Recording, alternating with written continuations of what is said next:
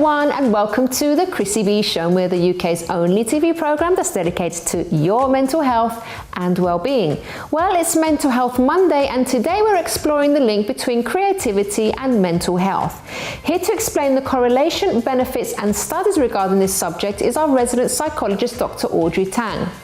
Our very own Helena Chard will be giving us the latest in positive feel-good news, and nutritionist Hannah Richards will be giving us the insider knowledge on what foods spark up our creativity. Author Elana Mugdan will be talking about how she copes with anxiety through her craft of writing, and we'll also be treated to an inspiring song by performer Rozen Child, who actually wrote the theme song for one of Elana's audiobooks. Then at the end of the show, I'll be giving you my tips to get more creative. Now, psychology today have indicated that art therapies enhance the psychosocial treatment of cancer, including decreased symptoms of distress, improving body image, reducing pain perception, and elevating general physical and psychological health. There is also evidence to suggest that engaging the mind creatively can protect neurons from dying and stimulate growth of new neurons, which can help maintain cognitive activities in old age. So what do you think about being creative? Well, here's what you said on Twitter. Kind Feeling says, creativity thrives when you have an inquisitive attitude and awareness of the constant changes in your environment. Famous Quotes echoes Maya Angelou saying, you can't use up creativity. The more you use, the more you have. And Maria says, when boredom strikes, creativity takes over. Natalie knows what she wants. She says, I want nothing more than to work with humans in my industry who inspire and encourage creativity every single day. And Kaiser's enthusiastic, saying, my creativity is about to spark once I get everything in order. Combing, writing and drawing will be my motivation and inspiration. So what does our resident psychologist, Dr. Audrey Tang, have to say about being creative and our mental health? Well, here she is.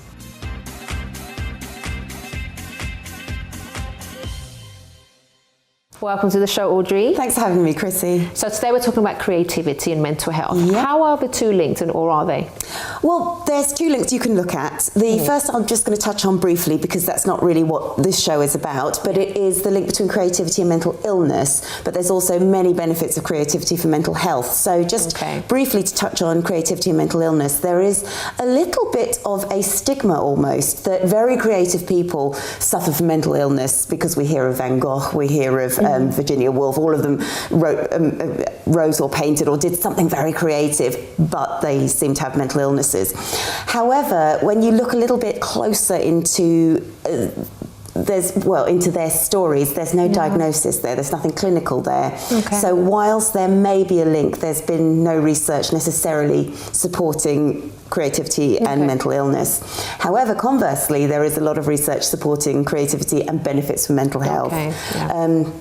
Depressive patients who were given creative pursuits to follow for a week reported higher ratings on their self-reports compared to, or more positive ratings on their self-reports compared to ones who weren't undergoing any creative pursuits. So we can already see that there are some benefits there.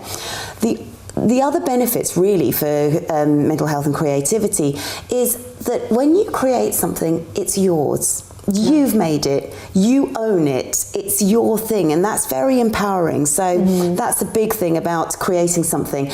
And also the very act of creating can get you, people talk about it being in the zone, and that's a wonderful and productive form of escapism, because if you can focus on a piece of art or a piece of music or drama or dance or whatever it is you're doing, and you can almost just lose track of time, as long as you've got that balance between your creative focus and something else and life as we know it, it's a really nice way to kind of shut out everything else and have that time for yourself. So that's very important as well.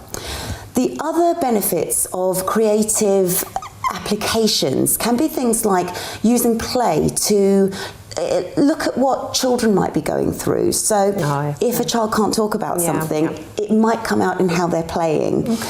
Similarly, if you aren't able to find the words to express yourself, you might be able to write it in a poem, you might be able to sculpt it, you might be able to write it down make it into a piece of drama, sing about it. All of those things, you can express yourself in a way that doesn't necessarily involve speaking to somebody face to face, which can be quite daunting. Okay. Another use of creativity is actually puppets for selective mutism. So you've got children who may be choosing to speak in certain contexts or choosing not to speak in others, and sometimes they feel more comfortable speaking through the puppet because the puppet is someone extraneous to you. It's nothing to do with you yourself. One more thing that I found very recently, and this challenges some of the thought processes that we've had in the past, and certainly when I was teaching teachers, whenever we were dealing with children on the autistic spectrum, one of the pieces of advice to give would be set aside a little desk where the child isn't going to be overly stimulated, so they've got that calm sort of feeling. But recently I was looking at the Library of Peak Health Online, which is it's a wonderful library, and there's a piece of research there which looked at autistic spectrum disorder and talked about it in the sense of it may be in some cases a filter that isn't quite working. So it means that when that child is trying to concentrate on something, they're thinking about the sound of the air conditioning or a whirring of a light or people conversing or something like that.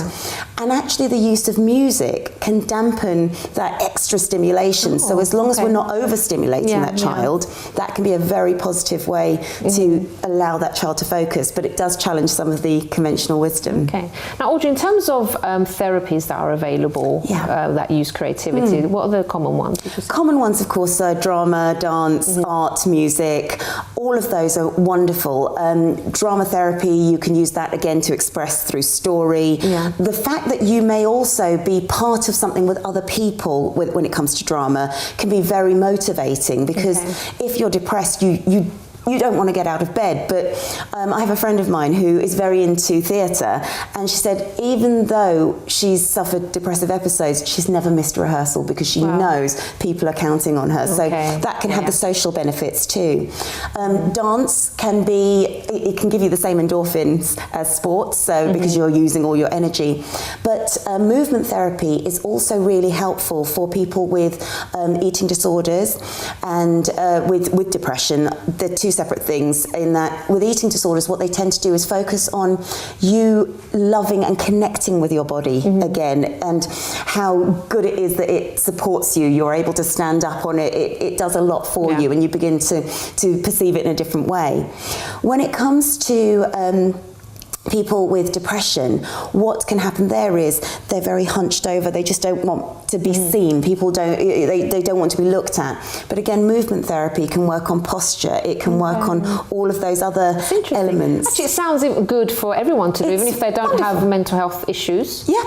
Absolutely. It's just a good thing for your well-being, or general well-being, isn't it? Creativity is just a wonderful form of expression. It's also a great way to get praise. There's a lot of people who aren't conventionally English, math, science and all of the core subjects, and they're really excelling when it comes to art or music or drama. And what that allows is a chance for the teacher to say, wow, well done, you've done a really good job. But also for their friends and their classmates to see that they've got some value. And for that person themselves, you can sit there and think, oh, okay, I may not be so good at this, but I can do that. And that's so important. I mean, my background's drama teaching, so I really do push drama. Brilliant. Audrey, thank you so much. Pleasure. And we'll see you again next week. Yes. Well, everyone, now we have a special treat for you. Here is artist Rozen Child with an acoustic version of his song, Happy.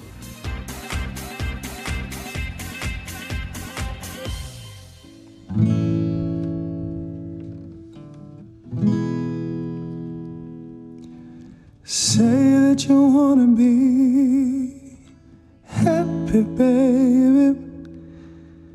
Say that you wanna go all the way, and say that you really feel loved. Say that you wanna be in love. Heard the story before, loving your past that you just can't let go. Although you've come so far, can't let go of the scars in your heart. And I step forward with love, no going away. Though you push and you shove away, said you're pushing my love away. So I stick to my guns, love your body up, never be a apart, 'cause you got my heart saying never be apart, 'cause you got my heart and I will never disappear, laying all your fears, you brought me from the start, 'cause you walked right into my heart. So say that you wanna be happy, baby. Say that you wanna go all the way, and say that you really feel love. Say that you wanna be in love. Say that you're coming from a broken heart, well, I'm coming from the same, so why don't we start again? Yes, I think we should start again. And your head is saying no, it'll end the same, but your heart is saying why don't you think again, okay? 'Cause you know we'll come good in the end. So say that you wanna be happy, baby. Say that you wanna go all the way, and say that you really feel in love. Say that you wanna be in love. Say that you wanna be happy, baby. Say that you wanna go all the way, and say that you really feel love. Say that you wanna be in love. Oh, oh, oh, oh, oh, oh, oh, in love. Oh, oh, say that you wanna be happy, baby. Say that you wanna be in love.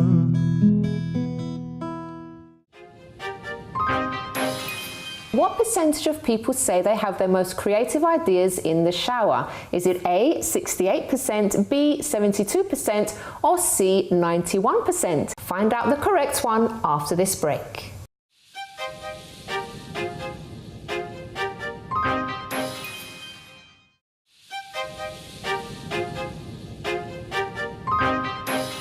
Welcome back to the Chrissy B Show, everyone, your TV program for all things mental health and well-being. So before the break, we asked you what percentage of people say they have their most creative ideas in the shower. Is it A, 68%, B, 72%, or C, 91%? The answer is B, 72%. So don't forget to bring a notebook with you to the bathroom so you can note those ideas down. Now, here to tell us her story about her own journey with mental health is Elana Mugdan. Hello, Elana. Hi. Love to have you on the program. Thank you for having me here. So this is the first time that you're speaking about your personal story on TV. So well done for being brave and doing this. Yes, thank you. And this is all about raising awareness about certain mental health issues. So tell us, when did your mental health issues start? So I noticed that something was, pretty severely wrong when I was around 11, 12 years old. That was, for me, in America, it's grade 7. Okay. That's very young. It is, yeah. So that was kind of when I noticed, or I felt like something physically was actually wrong with me. Mm-hmm. And I had a lot of, social issues and friend issues that year, which kind of exacerbated the problems. Okay. When you say physical things, what were you actually feeling? Well, for me, I suffer from anxiety and depression, which is actually a pretty common pairing. Mm-hmm. And so let's take anxiety, for example. You get very severe physical reactions when you have a panic attack, or whenever you're just kind of having for me, I have these kind of chronic fits of anxiety where I can't really pinpoint what is wrong, what is going on in my life that's making me so upset. But it's the only way I can really describe the physical symptoms in your abdomen is when you kind of tip back in a chair, that drop your stomach gets, or when you go down a roller coaster. It's like that, but constant.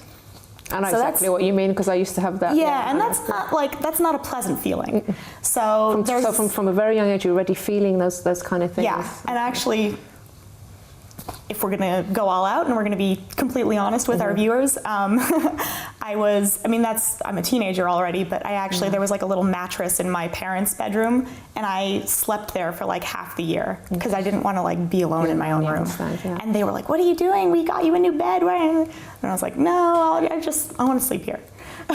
So just to stop you there, just a note for the parents there. I don't know, obviously, if your child does sort of say that, they don't want to sleep on their own, or they don't want to be, even if they might maybe like 12, 13, it's a good thing to kind of check and ask them a few questions about that, because it's not, most children like to have their own room and stuff like that, and, especially if it's just been decorated. You're wondering how come they don't, it's not that, it might not be that they don't like their room or anything, it could just be something a bit more serious than that. It's good to check, isn't it? Yeah, when somebody is acting outside of their character, I think that's a pretty good indication. Yeah. And that actually leads me into the depressive symptoms, because anxiety, and there are other symptoms that come with anxiety, but I think that's the main one, is this really ceaseless feeling of unease and unrest and discontent and panic when it gets really bad. So, but depression is very different, and it's kind of the opposite in a way, because anxiety is very manic, and depression is very the opposite. How did you deal with it at the time, as a child, and also maybe when you got older? Well, I think I was less experiencing the symptoms of depression when I was that age. It was really like anxiety symptoms at that age. And then as I got older, it expanded, and I started experiencing depressive episodes as well. So, and that, it's hard to talk about that, because I think people who don't experience true depression have this conception in their brains of what it is, because everybody feels depressed, right? Like, there are days where you feel depressed and you don't want to get out of bed and you don't want to do anything. And if you're not really experiencing true depression, somebody might text you and say, "Hey, let's go hang out, let's go see a movie, let's go get something to eat, and you'll feel better." And for some people, that's all it takes. Like, yeah, I'll be there in 10 minutes, and they can actually get up out of bed, and they can go out, and they can experience life with their friends. But for me, and I think for other people who really suffer from the physical symptoms of true depression, that's like impossible. You cannot get out of bed. Like, there are days where I am lying on the floor of my room, like face down on the rug. And I'm just kind of like thinking to myself over and over and over, get up, get up, get up, go do something. Like, there are things on my to-do list. There are things that I want to do. I want to go out and I want to live life. It might be a beautiful day outside, and I'm just like over and over and over, get up and go. And you cannot do it. It's like, it's impossible. So, and it just seems, especially from an outsider standpoint, it seems like it should be so easy to decide that you are going to get up. And it's like an impossible barrier. And that, how long, when you have these episodes, how long do they last? Because obviously then eventually you do get out of bed. Right, eventually. It can vary, and I think it really is dependent on real life factors as well. So, like, for anxiety, if there's something that's really bugging me, I can have an anxiety attack, a severe anxiety attack that kind of tapers off, and then it'll be like a few days before I'm really truly calm again. And but during that time, like after the initial real panic attack, during that time it's just kind of residual symptoms, like I get the jitters and I don't sleep, and I'm like turned up. I'm very manic. So when did you actually first talk to someone about what you were going through? So kind of never, in a way. There were like maybe two or three points in my life where I specifically remember it got bad enough that I wanted to ask for help, that I needed to ask for help. Because actually when I was young, I didn't know that this was a mental illness. I kind of just thought that something was wrong with me.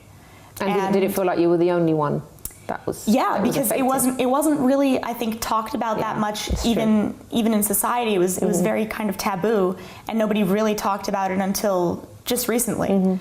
So honestly, I didn't even connect my symptoms with anxiety and or depression until like post-college era for me.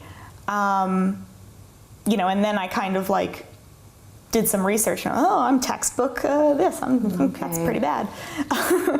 But you know, when I was younger and I didn't know and I didn't have that information, it really just felt like something was wrong with me, and that, and you know, me, just like my personality and my upbringing. If something is wrong, it's kind of like my go-to stance to just be like, no, it's not. I'm fine. I can take care of it myself, and you know, just kind of buck up and figure it out on my own. Who did you actually tell though when you did open up? My mom. Did she understand at the time? Well, what I did was I actually was like, you know, things are pretty bad, and I think I need external help. I actually asked about like medication or, you know, seeing a doctor or something. And the conversation kind of didn't really go that well, so I dropped it, and I'm smiling because I'm remembering the conversation that I had with my mom. Yeah, and I mean, you're so young. I don't want to hear all that kind of right, stuff. and you know, and I don't want to. Yeah. It's nobody's fault, and if anyone, I think it's probably my fault because I could have been more direct about it, but I am not that person. So.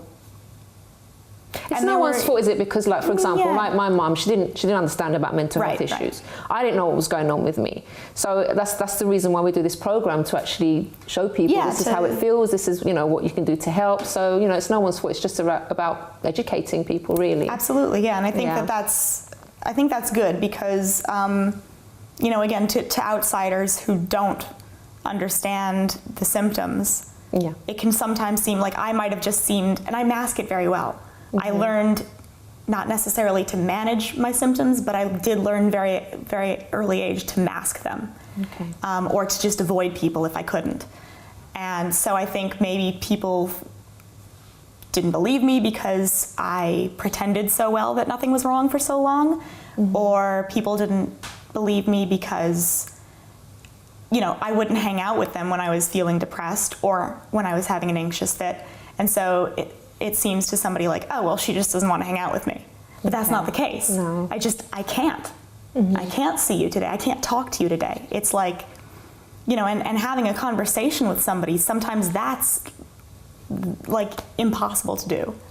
It's just because it requires such mental energy and effort, you know, and when you're feeling depressed, it's just like, I don't even have the words to say what I want to say to you. For someone that has found it so difficult to talk and express themselves, you're doing a brilliant job today. Why was it so important for you to actually do this publicly now?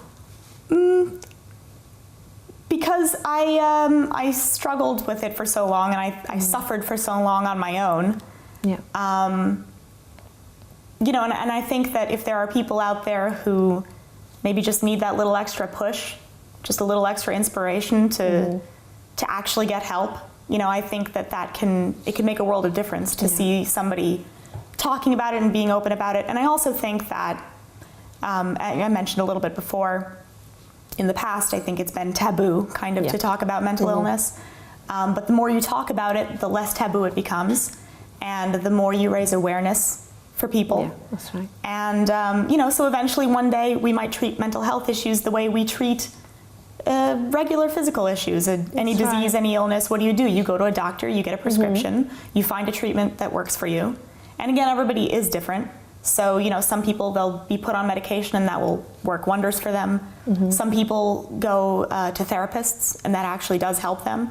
I'm not one of those people. I could never do that. So I have to find other ways of... Everyone's different, aren't they? Different things work for them. So what works for me is not what works for somebody else. So I know that you did actually find a way to express yourself, and you used your creativity to actually help with your own struggles and also helping other people. We're going to speak about that after the break, so we're going to keep you with us. Okay. And guys, do join us to hear more after this.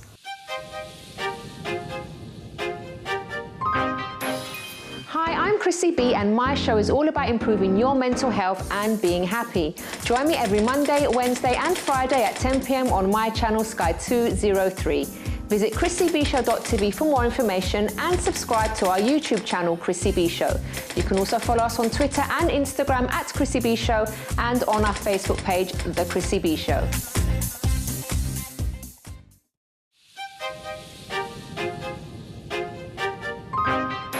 Welcome back to the Chrissy B Show, everyone. So before the break, we were hearing Elana's story, and now she's going to be telling us how her creativity actually helped her deal with depression and other mental health issues. So thank you so much for sharing your story before the break. Thank you. So tell us what you actually got into and how that's been helping you. So one of the few things that I have found helps on a consistent basis is writing, and I mean really doing art of any kind. Okay. But specifically the writing has helped a lot because that's like my main passion project. Okay. And it's been with me for more than half my life, the book series that I've been working on. Wow. So actually the first book, Dragon Speaker, just got published, and but I started writing it about the time when my mental health really manifested, my mental health problems manifested. Okay. So I started it right around when I was 13, 14.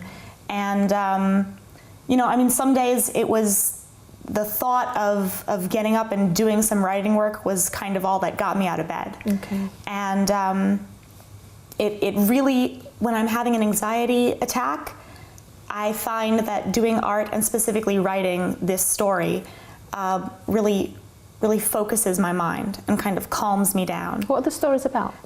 They're fantasy fiction. They're a young adult series about, you know, a world of dragons and magic, and the protagonist is a young girl who was about the age I was when I started going through a lot of my mental health issues. And, you know, and she's given this quest to find and save the last dragon. But the story is very much about her you know, finding herself, finding her way. And in the series, she struggles with a lot of the same things that I was struggling with. Yeah. So in a way, the books are kind of like me pouring my own feelings in and making sense of them. Okay. And you did the reading yourself as well? Yeah, I have an audiobook version now, which is coming out very shortly. And I am a performer, so I did the reading and I did all the voices and all of them? Oh, wow. I did, yes, all of them. And do the dragons speak in it? The dragons do speak, Okay. and I did a very very austere voice for the dragon goddess, and kind of a more laid back, semi-emotionless tone for the young dragon who appears later, but he develops more as time goes on, so his voice actually changes. Okay. And yet there was some music to it as well, wasn't there? There is actually a song in the works from Rozen Child, who we heard earlier. Yes. And I have heard, I don't think I was supposed to have heard it yet because it's not mastered yet, but I have heard a version of it, and I am in love with it. Brilliant. So it's really fantastic. And that's actually what I love most about writing, is the chance to kind of give this world to somebody else. And, you know, with a book, it's not like the same as watching a movie. When you read a book, you're really injecting yourself into it. Yeah. And you're putting yourself in that world, and you have to do a lot of work giving back to the book. The book gives words to you, but you putting yourself in the book. And it's different for everybody. And just the best feeling as an artist is seeing something like that, like inspiring somebody else to create something of their own. I was going to ask you actually how it feels to have everything published now and to have, you know, such a big achievement. Very surreal, because, you know, as a child you are always I don't know about other people, but I'm always dreaming about, oh, you know, I'm going to win Oscars one day and I'm going to be published, I'm going to be super famous. And now I feel like I'm on the road. I'm not like super famous yet, but I'm on the road. And so it does feel a bit surreal, but it also, it feels very satisfying, I guess is the word I would use. I'm very happy. I don't know. I hesitate to use that word, but happy. And just the last question, Elana. If someone's watching that, relates to your story and hasn't really spoken up about what they're going through, what advice would you give to them? I think the best advice I can give to people who are struggling the way I am and who maybe kind of went through some of the same things I went through, where they don't really have anyone that they can talk to about it, and they feel like they can't open up about it. Find somebody you trust, and it could be a family member, it could be a friend, it could be a mental health professional, and actually, open up about it, be honest about it. Yeah. That's the best thing you can do for yourself, I think. And then that person, if they are doing their job right, they will help you. Yes. And you can find then things that work for you.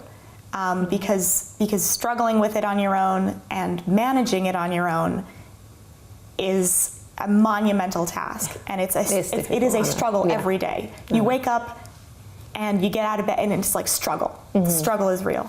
So, people. So definitely, I agree. Definitely open up. So find somebody where you can share the burden, because you do not have to suffer alone. And just to add to that, even if maybe the first person you speak to about your issues isn't very helpful, because that happened to me when I spoke to a tutor, and I won't go into it now, but it wasn't helpful at all. Don't let that put you off. Because sometimes people just don't know what to say, or maybe you just happen to choose a person that wasn't, suitable to speak to. But keep trying, because there are people that will really understand you and will really help you. Yeah. You've been a star, my darling. Thank you so much for coming and sharing all the best with your books and everything. I appreciate it. Thank you. Thank you. All right, guys, so now it's time to speak to our nutritionist, Hannah Richards, who's here to tell us which foods help to get our creative juices flowing.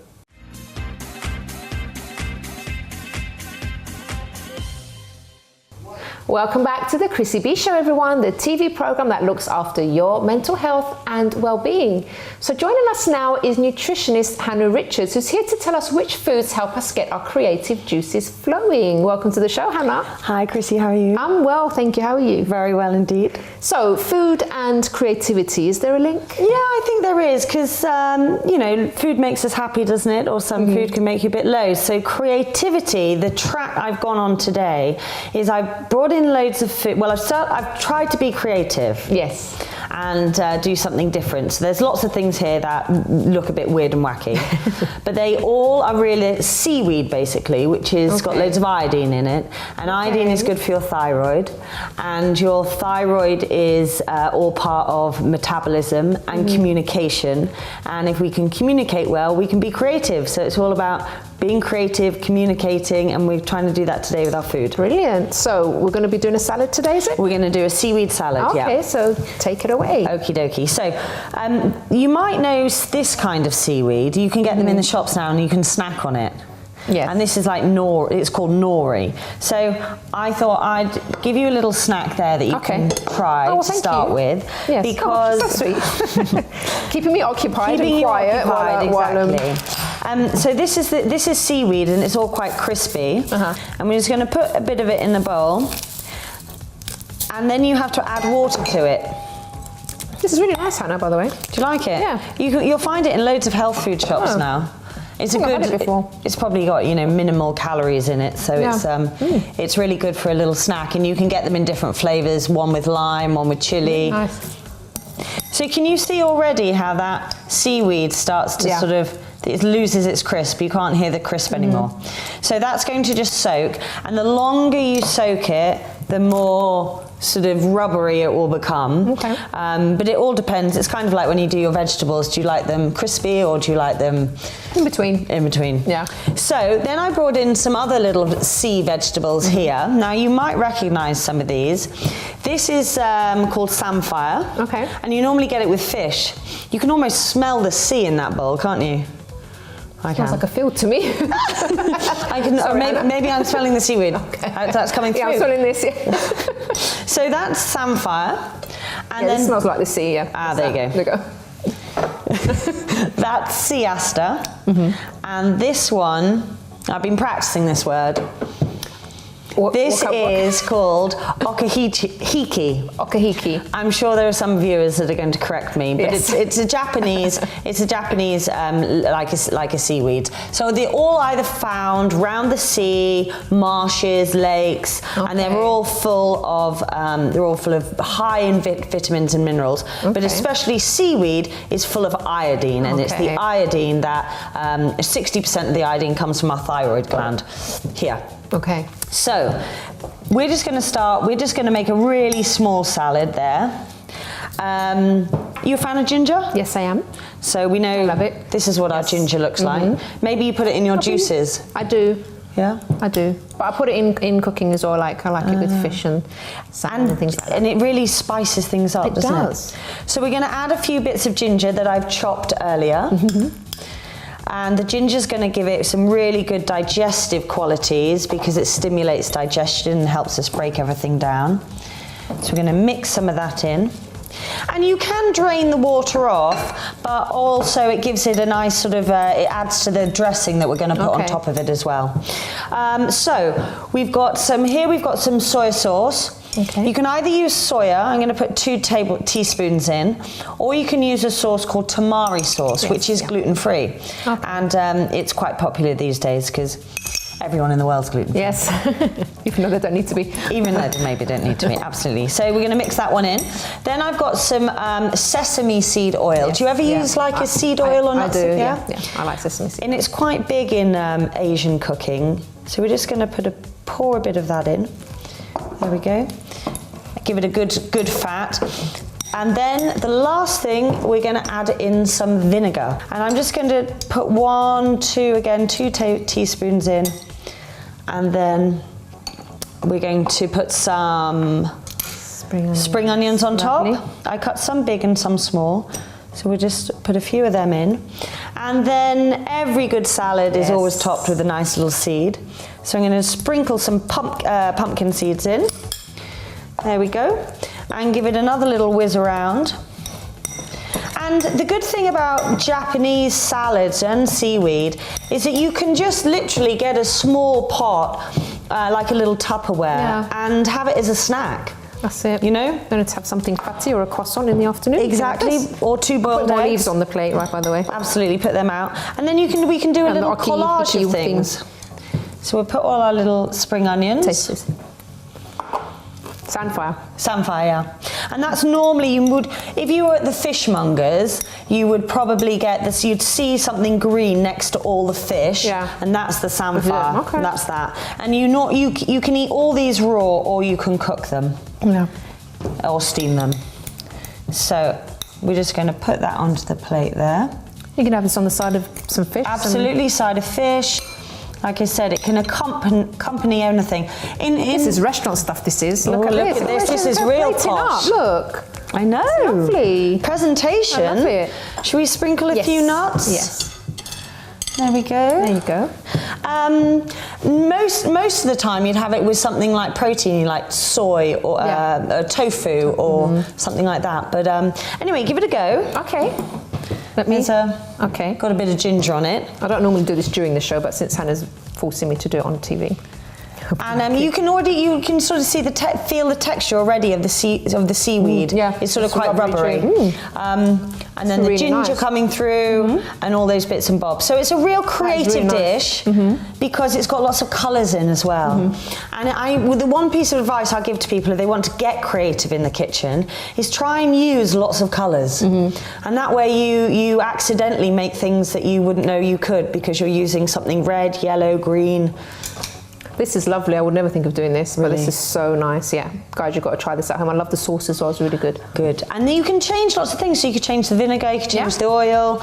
You could grate some turmeric. Yeah. This is turmeric root. You could grate that on top of it. Okay. So get creative in the kitchen and look after your health at the same time. Yes. Well, we're not going to let you go yet because we've got a couple of minutes. We're going to answer a couple of questions from the viewers. Good. So this person's asking, I'm getting conflicting views about palm oil. Some people say that we should stay away from it, but on doing my own research, some sites say it's healthy. Could you please shed some light on this? It's tough. There's lots of ones. So you normally, what do you normally get your palm oil in? normally you find it in things like peanut butter, don't you? And other products that, I mean... Even in bread sometimes and yeah, things like that. it can be everywhere. So the thing is with the palm oil is that the palm trees are orangutans' habitat, and that's why there's lots of activists against palm oil because it's taking away the habitat of the orangutans. Okay. So on that basis alone, I would avoid it. Okay. Because there are lots of other natural or other oils which are not doing that and are, you know, more sound, more ecologically sound to use, like olive oil, coconut oil, even clarified butter, which is ghee. You know, much more sustainable choices of oil rather than palm oil. Okay then, we'll leave that one. I won't push you for more answers on that one then. Okay, next one. I've just been diagnosed with polycystic ovary syndrome and have found out that it affects your hormones. I was wondering which foods are good for balancing hormones and helping with the condition. So, did you say polycystic? Yeah, POX. So I think the thing there is that what normally sets female hormones out of balance is a very high sugar diet. So you're trying to balance estrogen and testosterone. So you want to get, you know, a good range of vegetables and proteins and good fats in your diet, and leave the carbohydrates that convert to sugar very quickly alone.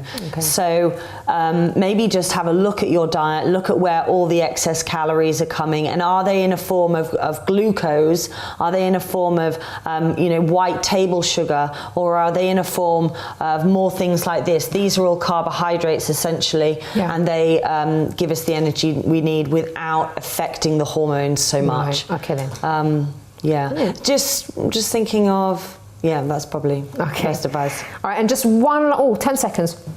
We'll take a bit longer for this one, don't worry. I'm always cold, and with winter coming round, I know I'll just get colder. Aside from the obvious teas and hot soups, are there any other things I should have that will keep me feeling warm? If that question's about hands and toes feeling cold, then that's a circulation thing as well. So even things like exercise and stretching is going to stimulate the whole body. Cinnamon in the winter is a great tea to have because it's a little bit sweet as well. Or that wonderful hot chocolate we did years ago. Almond milk with raw cacao, cinnamon sticks. Nice, it'll keep you warm and satisfied. It's all about keeping you warm and satisfied. So brilliant. There you go. Hannah, thank you so much. Pleasure, Chrissy. And we'll see you again very soon. Hope so. Thank you. All right, guys, so don't go away, because after the break, I'll be giving you my tips on how to be more creative. But first, which of the following makes a person more creative? Is it A, daydreaming, B, speaking more than one language, or C, taking naps? Do you think you know the answer? Find out the correct one after this break.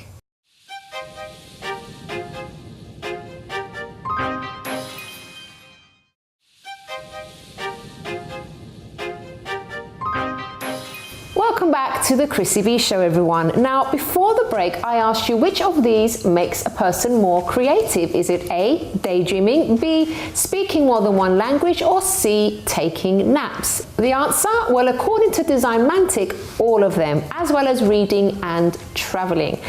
So guys, now it's time to speak to the lovely Helena Chard with this week's positive news. Hello, Helena. Hi, Chrissy. How are you? Very well, thank you. And look what we have here. Very excited. Now, today's cake of the week is sponsored by Daisy Boutique Cakes, and it's a beautiful matcha chiffon cream cake with edible flowers, which we'll be trying a bit later on. It's really absolutely pretty, lovely, isn't doesn't it? it? It's really distracting. It's quite chic as well. It's lovely. I love really it. like it. Very pretty. So we'll try that in a minute. Yeah. So, but you tell us about the news yes. first. So I am starting with Lego. Oh, okay.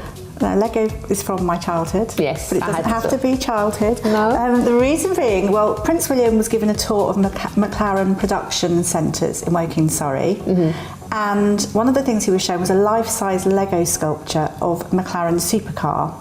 And he was so excited, and he said if George was there, he would have died, because he absolutely loves Lego. Yeah. So that's what made me start thinking about Lego and how fantastic it is. And there was just so many interesting things. If you think about Lego, it can be simple, it can be complicated, the colours, it's just really special, I think, anyway. And I know in 2015 as well, they made a comeback, because they went a bit downhill and lost some money. but there was a surge, which is really exciting. But You're also, never too old for Lego, are you? No. never, ever. It's not child play, as they say. And also, David Hughes is a Lego artist, and he exhibited in the Park Theatre, not far from here. Yeah. And he's got something really exciting, great big sculptures, fantastic. I mean, really, really artistic. And it's obviously the ideas of contemporary art and design, and people just relate to it. The colourful, fun, and it makes you smile. That's the main thing. Yes. It makes me smile, definitely. So, also David Hughes is now, has just exhibited with another 59 artists at Roy's People Art Fair. It was in Angel, and everyone that went along had the chance to get involved and to join in the atmosphere and join in with the artwork, which is something very different, as well as buy the artwork. Yeah. So there were no managers and people trying to sell it. It was the artists selling their own wares, which is really exciting. And with David, he had his mosaic, which is made out of Lego, and everyone could just join in and complete this mosaic, which is really exciting.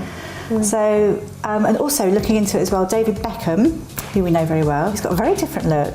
I like his new look, blonde and sort of longer hair. He loves Lego and uses it to de-stress because he suffers from anxiety. And also as a family, they use it, they build Lego together, which is nice, isn't it? And Richard Hammond, who always has accidents because he's driving in fast cars all the time, he used it as well to rehabilitate himself, and it helped his brain therapy. Anyway, I know it's very interesting, so many and this was all about Lego, which I think is really exciting. Might just have to get me some. I know, I do as well. It's sort of a bit more exciting, I think, than when we were younger, but really, really good. Another interesting story, and we've spoken about this before on the show, Ryan Reynolds, the actor, he recently brushed up on his CPR skills. And I really must do some CPR training. And he did that at the Red Cross, and not long afterwards he actually saved his nephew's life. So he keeps on saying to everyone, please, please just go, because it will, it could help. It could help anyone, family, friend, whatever. Also a similar story, interesting story, Dwayne Johnson, known as The Rock, he met a young boy called Jacob who saved his younger brother.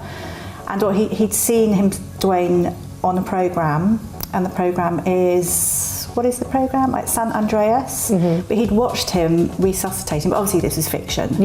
And managed to save his 2-year-old brother, whose face he found face down in a swimming pool. Goodness. And literally, revived him. It was all to do with that. And they had a meet up and a cuddle, and it was really, really Actually, guys, we have done a whole show about basic first aid that everyone should know, and you can actually visit our YouTube channel to check it out, because there were some really important things there. So the YouTube channel is Chrissy B Show.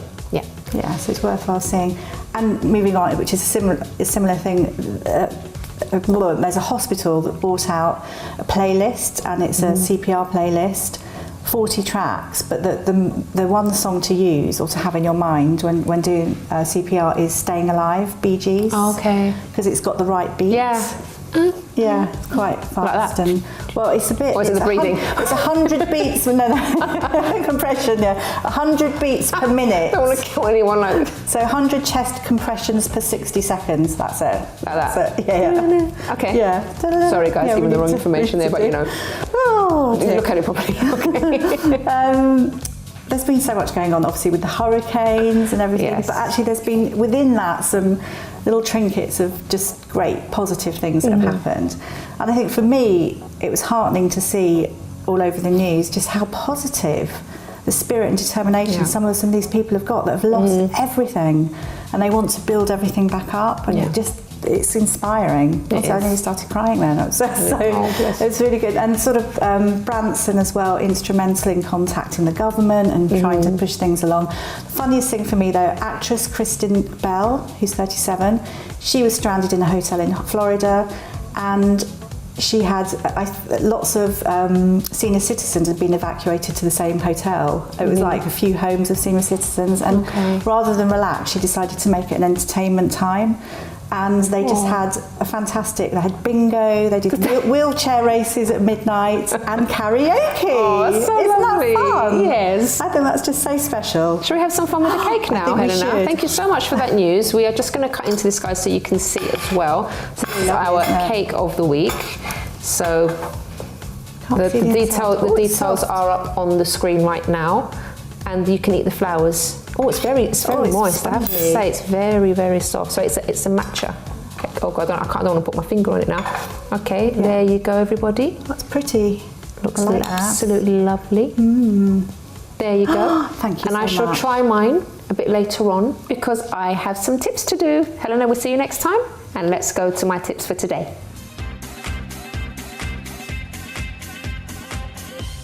So here are some tips on how to be more creative. So the very first one, which we have spoken about before, is to break routines. So we are creatures of habit, and if we're not careful, we could end up doing, wearing and eating the same old things day in, day out.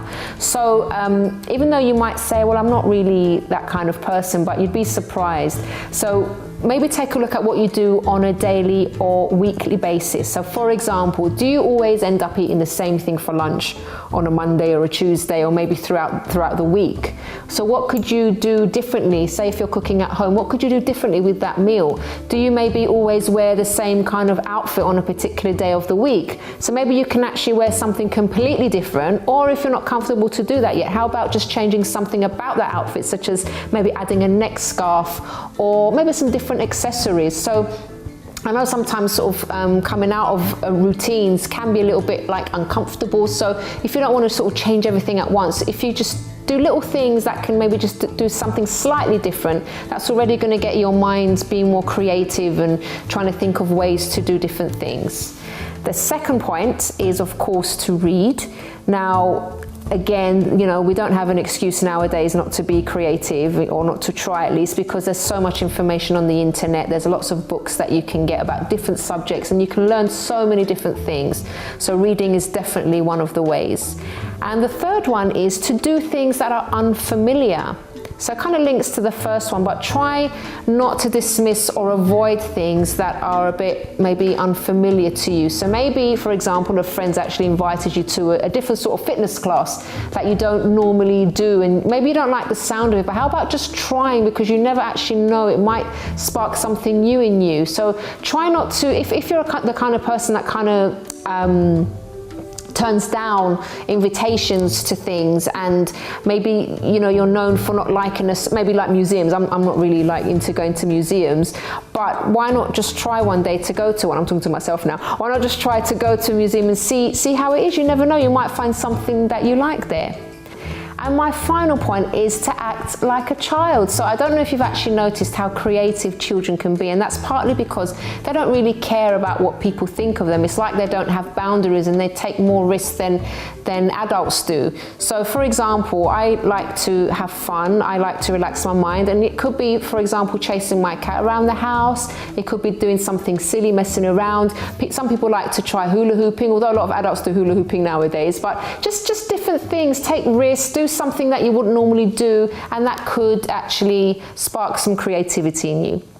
Well, everyone, we have reached the end of today's program. And don't forget, if you have a story that you would like to share, please do contact us. You can do so on our email address, info@chrissybshow.tv. You can also tweet us at Chrissy B Show, or leave a message on our Facebook page, The Chrissy B Show. And if you'd like to know more about me and how I dealt with mental health issues in my past, you can visit my personal website, which is mylifeafterdepression.com.